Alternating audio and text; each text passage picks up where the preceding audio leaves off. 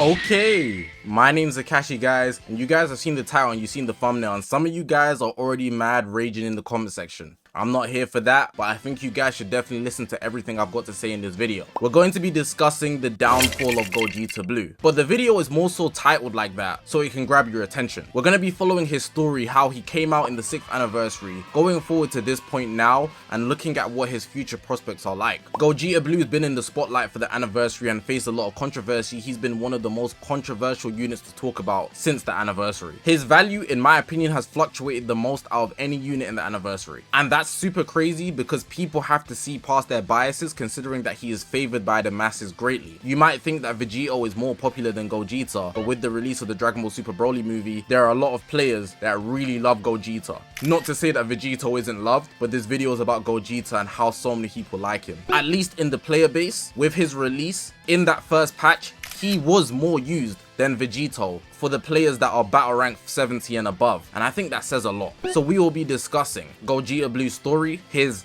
downfall, and looking at him in the future. I'll be adding a lot more detail in this video than the previous video where I discussed his uprise alongside God Goku. So listen to everything I have to say, and then at the end of the video you can give your opinion. Let's get into this. So regarding Fusing Gogeta Blue's release, he released during the part 1 of the 6th anniversary, and he was alongside Fusing Super Vegito. Fusing Super Vegito and Gogeta Blue debates were going through the roof. Vegito and Gogeta debates have been going on for years, but Legends doing this for the 6th anniversary, they knew what they were doing and they were feeding on the controversy of who is the better fusion. So there was some bias in the arguments. Some people were seeing things as Gogeta's better just because he's Gogeta. Same thing with Vegito. Some people were being very objective and looking at their kits. Me personally, if I'm going to give my own opinion, I was always a believer in Vegito because of his kit, but I am a Vegito better than Gogeta type of guy anyways. But we're not here to discuss my personal biases. During the reveal, Gogeta Blue Strike Assault was advertised so that it could counter any single gauge that has a mechanic. The likes of Ultra Super Saiyan 2 Gohan, Ultra Super Janemba, Ultra UI, Gogeta Blue would simply be able to chain his strike arts to avoid those mechanics activating, meaning that even if they had the ability to counter or dodge, they would not be able to do that because Gogeta Blue is just above it all. Once people saw that in the reveal, they immediately saw him as better. It also didn't help that in the reveals, they first showed Fusing Super Vegito, who everybody was pretty much expecting. So it made it very easy for Gogeta to steal the show, hype up everybody with the idea that he's going to be better and looks better. Recency bias is a hard thing to beat, and I'm not going to lie, he got me too. Once I saw Gogeta reveal, my head was blown. I couldn't believe it. But once the unit released, a lot of people decided who they were going to summon on. In most cases, everybody summoned on both. And here's where the opinions of who's actually better started rolling in. Day 1, it was very much felt that Gogeta Blue is that unit. This guy was tanking, dishing out damage, and he seemed to really just amaze people simply because of his animations and how he performed in PvP. I will also attribute that to the fact that a lot of people summoned on Gogeta's banner more than Vegeto's banner. That's anecdotal data, meaning that it's just from what I've seen. However, in that first patch, Gogeta Blue was the #1 most unit for BR70 players and above. So at least in the higher ranks, Gogeta Blue was seeing a lot more playing time. That doesn't necessarily mean he was better, but for sure it does mean that the general audience favored him somewhat, whether it's because of biases or his kit genuinely being better. But as time progressed, a lot of people started to let their recency bias fade away and started seeing the light. I call this the light because we are far ahead now, and in hindsight,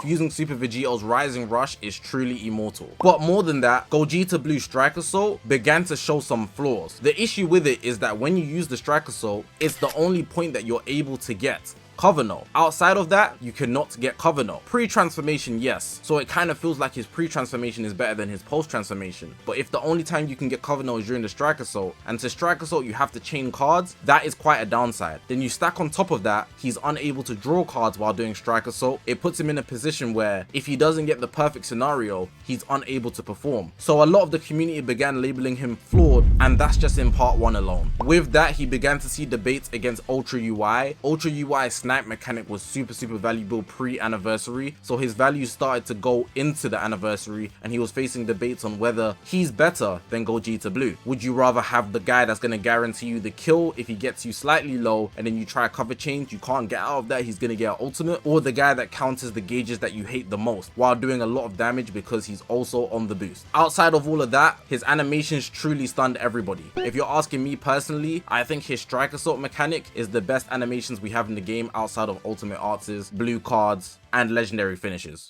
Heading through to part 2 and part 3, part 2 graced us with a unit. I want to call him amazing. He is for sure overpowered though, but amazing might not be the best word. Ultimate Gohan, who is a super powerful purple unit. Hybrid Saiyan Son family, just another rat along the list. This guy adding onto Majin Buu Saga really made the team unstoppable, but him alone is an absolute powerhouse to the point people are leader slotting him on pretty much any team that you can. That's just how much value he had and still has to this day. And then on top of that, in part 3 they also dropped Ultra Super Saiyan 4 Gogeta. Ultra Super Saiyan 4 Gogeta being clearly the best unit in the game with his untouchable counter, where if you damage him enough his gauge will fill, and any arts card you send his way in any scenario, even overriding cover changes. So if you have cover null, that is not going to protect you from G4's gauge activating if he tries to cover change in. He will counter you no matter what, aka the nickname Untouchable G4. Now surprise surprise, not to anybody's shock, having 2 purples that are top 3 units in the game will easily raise the value of Gogeta Blue. So Gogeta Blue shot from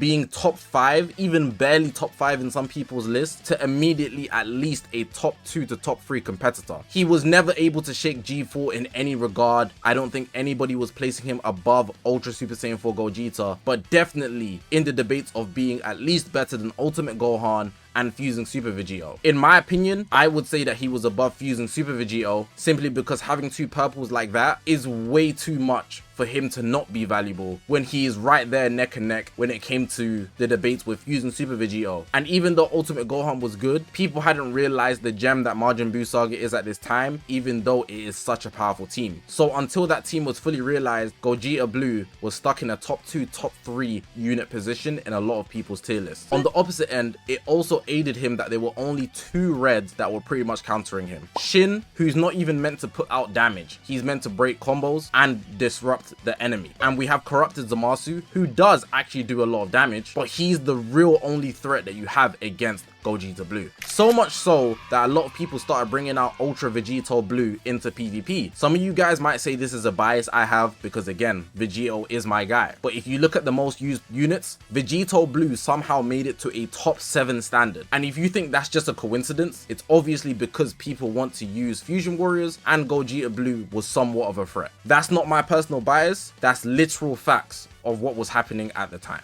To me, it screams that a lot of people were desperate to stop this yellow that was countering their purple units, Ultimate Gohan and Ultra Super Saiyan 4 Gogeta. But let me know what you guys think about that. So at this point, we went from Fusing Super Vegito being better than Fusing Gogeta Blue to Fusing Gogeta Blue being the one guy that needs to save you. That's an absolute come up if you ask me. Now at this point, this is where his downfall begins. After the anniversary, more specifically during the anniversary, but it was labeled after party, the developers snuck us and they decided to release Legends Limited Omega Shenron. Now you're probably thinking, especially at the time a lot of people were thinking, there's no way this guy's going to have value. But there are a couple things that you guys need to note with this character. He dropped alongside Rage Shenron, which I'll speak about in a bit, but specifically Omega Shenron. He's a GT character, a powerful opponent, and a fusion warrior. Now in most cases, a green unit with God Goku being a completely dead unit, we all automatically assumed that because he's green, he's not going to cook in PvP, he's not going to have value, G4 and Ultimate Gohan are going to obliterate him. But how wrong a lot of us was. Simply because Omega Shenron has Disrupt, and he came with survivability being his indestructible, it kept him at bay. And in this segment, what I want to talk about is that Legends is a 3v3 game. Not at every moment will there be a purple to counter a green unit. You have multiple colors, multiple elements of units that people use. Unless the meta is so fixed on 3 good units that almost everybody has to use them, there will always be a lot of elements, and I think the developers have been doing a consistent job of making sure there is somewhat of variety in the game. With this being the case, Omega Shenron obviously had value because of Fusing Super Vegito, but because he also couldn't be killed so easily because he has indestructible, he became an immediate third for Fusion Warriors. This is one of the points where we see Gogeta Blue starting to lose value. In most cases, you'd think Gogeta Blue would be more valuable because he takes out the purples, but you have to realize Fusion Warriors has no survivability. Running G4, Super Vegito, and Fusing Gogeta Blue are 3 units that can be one-shotted by Rising Rushes or Ultimate Arts. nuts. So you have to be super careful when using them, especially when going up against teams like Majin Buu Saga, who have Ultimate Gohan, who can cancel buffs when you hit him with an Ultimate Rising Rush. So even the likes of Fusing Super Vegeta can't kill Ultimate Gohan. Evil Majin Buu, who cancels buffs and allows you to cover change out into Ultimate Gohan, who will survive. And having that team in general being super tanky, having the ability to heal, it's a hard wall to break through. But now that powerful opponents and also GT and also Fusion Warriors have the choice of having this unit with survivability, Omega Shenron by the way with his indestructible, it immediately made it so that it's more popular to run a team that is protected with Omega Shenron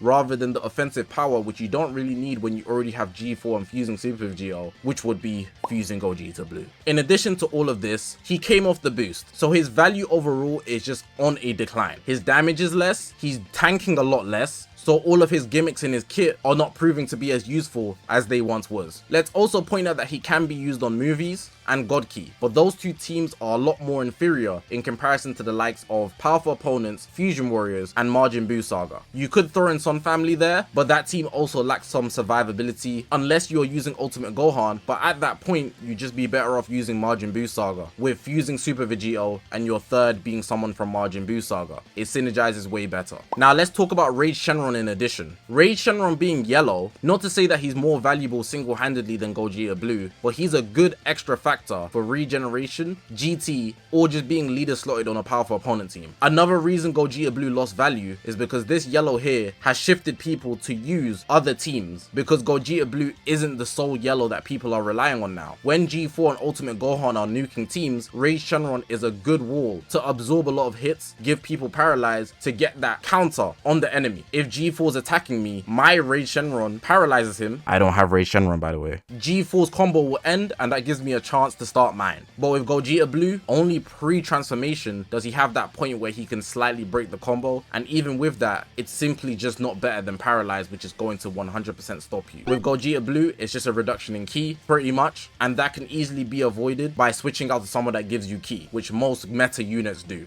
In my personal opinion, I hate when PvP is like this. It shifted from everybody having one life in PvP to survivability being the name of the game. By that I mean endurance with the likes of Kid Buu, Ultimate Gohan, revival / comeback, so specifically Golden Frieza, and I've even seen people using that green Gohan that revives, and indestructible, obviously with Omega Shenron. So having 3 units with none of that is completely not the play, which has shifted Gogeta Blue out of a lot of rotations on teams.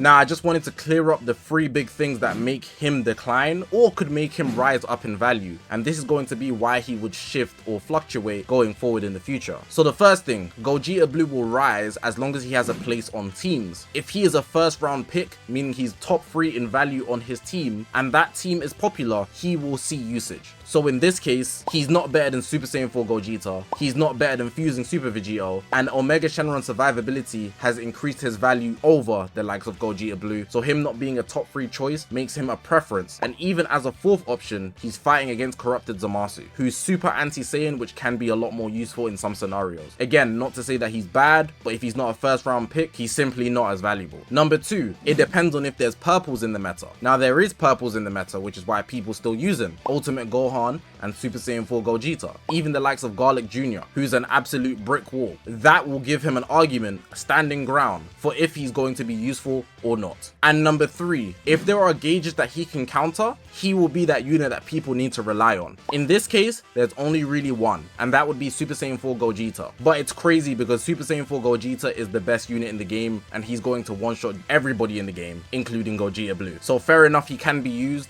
but he's still pretty much going to get destroyed. Now, if you can check off all of these factors, it's very likely that he's going to be used. But just because he ticks off one of these factors, or even 2, doesn't mean he's going to be used as much as he once was in his prime. But with this segment, what I want to say is that Gogeta Blue's story is not over. He doesn't require a plat, he doesn't need a Zenkai, or any buffs. He simply needs the right conditions to thrive, and right now, it's not looking like he has that. His position is fluctuating, and it could get a lot worse for him with the next unit that releases, or it could get a lot better, but we will have to see. Just to wrap up this video, some key points that I mentioned. His Strike Assault is definitely glamorized. When it was revealed, we expected a lot better from it, so it's now been labeled flawed, but that doesn't mean it's not valuable at all. His value is not dependent on how good he specifically is. It's more so dependent on what the meta is shaped like. If the meta has purples, if he can fit his team, and if there's gauges to counter, Gogeta Blue will skyrocket in value and people will look for him once again. Where's Superman when you need him, you know? And in the reverse sense, if a unit that's on his team or one of his opposing forces get countered, it brings him more value to be used. Let me know what you guys thought about my points. Hopefully you guys did enjoy this video. If you haven't already, make sure to press that subscribe button. We're on this grind to 100,000 subscribers. I appreciate you guys for watching, man. My name is Zakashi, guys, and I will see you guys in the next one, man.